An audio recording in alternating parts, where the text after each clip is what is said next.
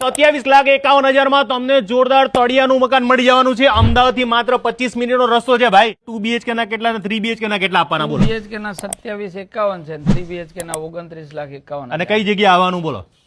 છત્રાલ થી લુણાસણ રોડ ઉપર. બરાબર. વિડીયો જોઈને આવે તો ડિસ્કાઉન્ટ શું કરી આપવાના છે? 51,000. અને ક્યાં સુધીની ઓફર છે કઈ દો? રથયાત્રા. આપણે કેવી રીતે સ્કીમ છે એ જણાવો મને. આપણે આ ડ્રોઈંગ રૂમ છે, આ કિચન છે, બરાબર. અને આ એક માસ્ટર બેડરૂમ આવશે. બરાબર.